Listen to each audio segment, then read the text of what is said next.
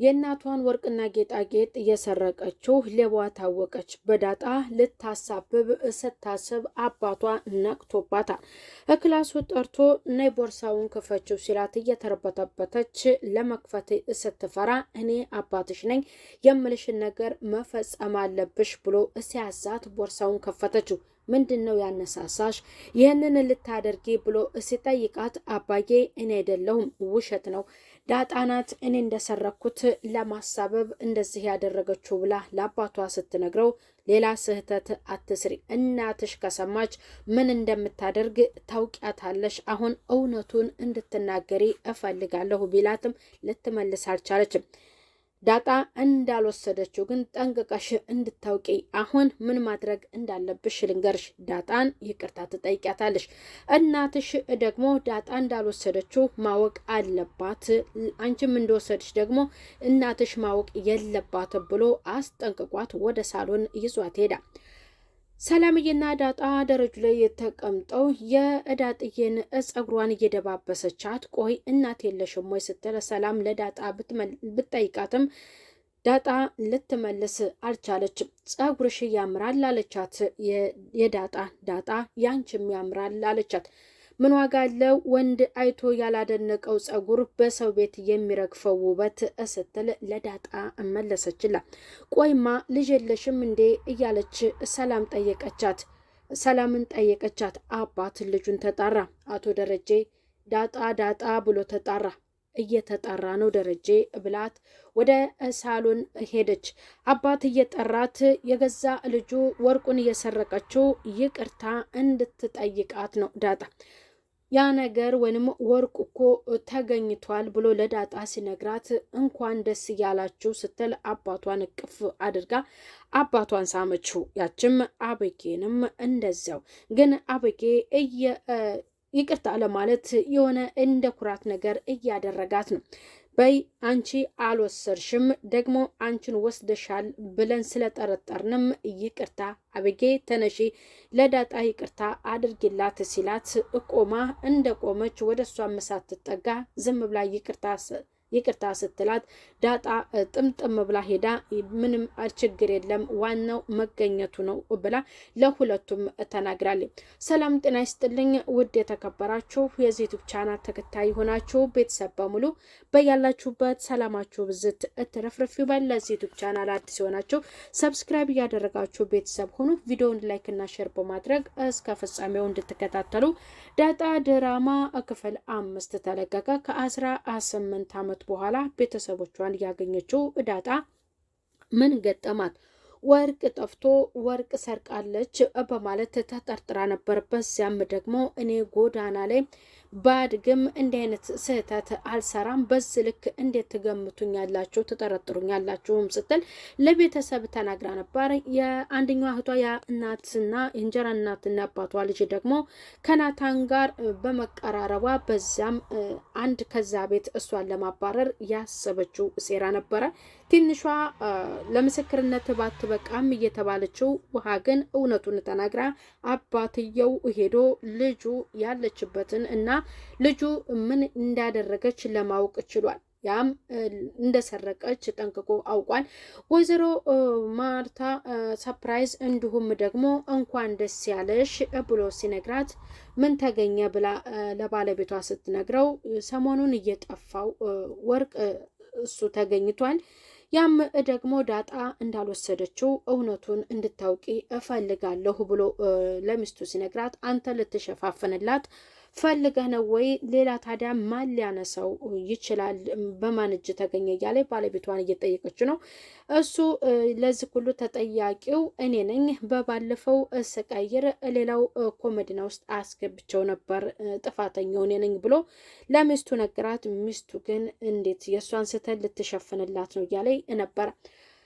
የገዛ ልጁ ተንኮለኛ ከእናቷ ጋር ተቀምጣ እናቷ ተገኘኮ ብላ ለልጇም ስትነግራት እሷ ግን አባትየው ሊሸፋፍንላት እንደቻለ ለእናቷ ስትነግራት ይህ ነገር ደግሞ አንቺ እንዴት ነው የምታስቢው ብላ እውነቱን ለእሷ ነግራታለች።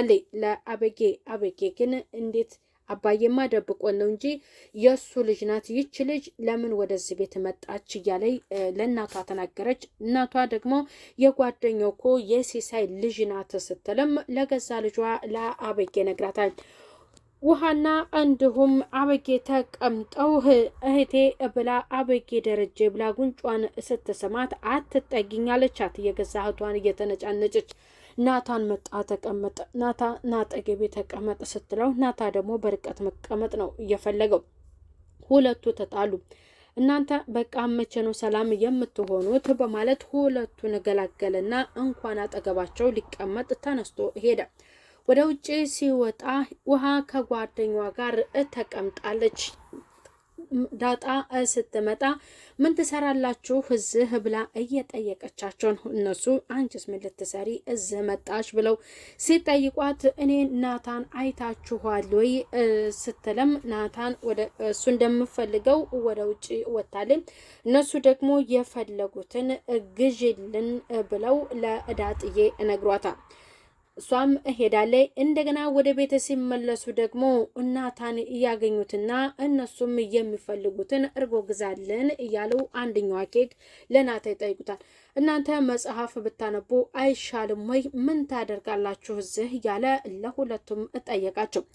ወይዘሮ ማርታ ወረቀቷና ኮምፒውተሯን እይዛ ስራዋን እየሰራች ጥጋበኛ ተንኮለኛ ልጇ ኤቢ እንደማኩረፍ ብላ አጠገቧ ተቀምጣለች። ቆይ አንቺ ልጅ ሰሞኑን ምን ሆነሻል ግን ደህና አይደለሽም ወይ እያለች ጠየቀቻት። ዳጣ እያለች ምን ሰላም አለ አለች። ቆይማ ከናታን ጋር ተጣልታችኋል እንዴ? እንዴት ነው ነገሩ እያለች ብትነግራትም እኔ ግን ሳስበው ሰሞኑን ጥሩ አይደለሽም፣ ከናታን ጋር እየተጣላሽ መስሎኛል ብላ ለልጇ ጠየቀቻት። እሷ ግን እንደዛ በጭራሽ አይደለም፣ ለምን ናታን ጋር ትጠጋለች ብላ ያሰበች ነው። ዳጣ ቡና ፍልታ አስጠጋችላት፣ ግን እሷ አልቀዳች። ማን አፈላው ብላ ስትላት ሰላም እንዳዘጋጀችው እና ስትነግራት በጣም ደስ ብሏታል። እና ወይዘሮ ማርታ እናቷ ይቅርታ አድርጊልኝ ብላ አቶ ደረጀ እሷ እንዳልወሰደችውም ነገራት። በቃ በዛ ፈታ ብለው እየተጫወቱ አባት መጣ። አባትም ሻውር ልውሰድ ብሎ እነኛን ሁለቱን ልጁንና ወይዘሮ ማርታን ሰላም ካለ በኋላ ወይዘሮ ማርታ ስለ ዳጣ ጥያቄ ለመጠየቅ አስባ ደስ ብሏታል። ይቅርታ ጠይቃታለች። አስቀይሜያታለሁ ይቅርታ ማለትም አለብኝ ብላ ለልጇን ብትነግራት ልጅቷ ግን ምንም ቦታ አልሰጠቻትም። አቶ ደረጀ ልክ ሻውር ሊወስድ ሲገባ በቃ እሷ አባትሽ ማን ነው የት ነው የተወለድሽው እያለች ያችን ጥያቄዋን ስታነሳ አቶ ደረጀ ሰማ። ዳጣ ዳጣ ብሎ ልጁን ጠራ። ስህተት እንዳትሰሪ እኔ ወይዘሮ ማርታ ዳጣን ይቅርታ ጠይቃታለች። አስቀይምሻለሁ ይቅርታ እንድታደርግልኝ ብላታለች። አበጌ ግን በጣም እንዳኮረፈችም ወደዛ ክላስ ከእናቷ ጋር ሄዳ ለማዳመጥ ሞክራለች።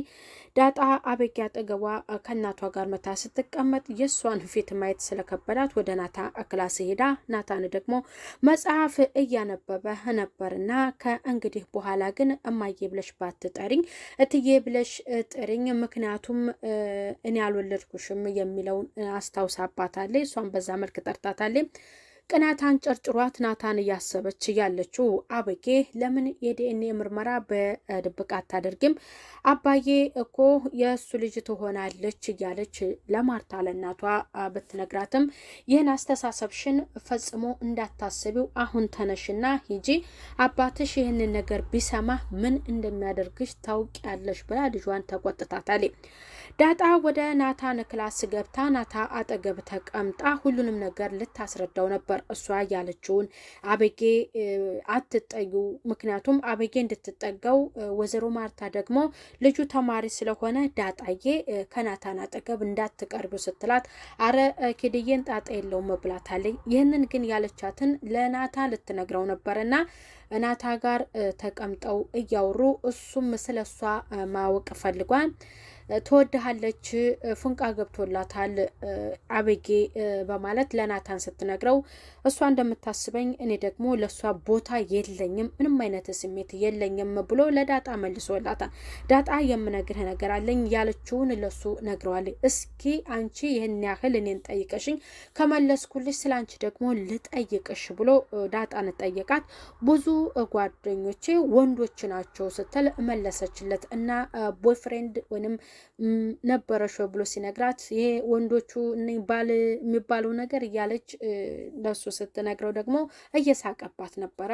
ቦይፍሬንድ እና ካሁን በፊት ምንም ወንድ አልተጠጋኝም እያልሽኝ ነው እንዴ? ታዲያ ለምን ከኔ ጋር እያለ እሱም ወደ እሷ ጋር እየተጠጋ እየተንሿከኩ የሚሉትን እየሰሙ እናትና ላይ ድንገት ደርሰው በሩን ከፍተው ደርሶባቸዋል። ወይንም ምንም አላደረጉም ግን የሚያወሩትን ሲያወሩ ደርሶባቸዋል። ወይዘሮ ማርታና አበጌ በጣም ጥሩ አልሰሩም። ምክንያቱም ይሄ ልጅ የመጣው ለትምህርት ነው። የአቶ ደረጀ የጓደኛው ልጅ ነው። ለጥናት ነው እንጂ የመጣው የእሷ ልጅ እንትን እንዲወድላት አይደለም። ይሄ ጋር እናቲቱም ትልቅ ስህተት አለባት። የእሷም ልጅ ትምህርቷን ጠንቅቃ መማር ይህም አደራ ማለት ነው። እንግዲህ አባትየው የሰጠው አደራ ማለት ነው እና የልጅ በሰላም ትምህርቱን ተምሮ ተመርቆ ስራውን እንዲይዝ ወይንም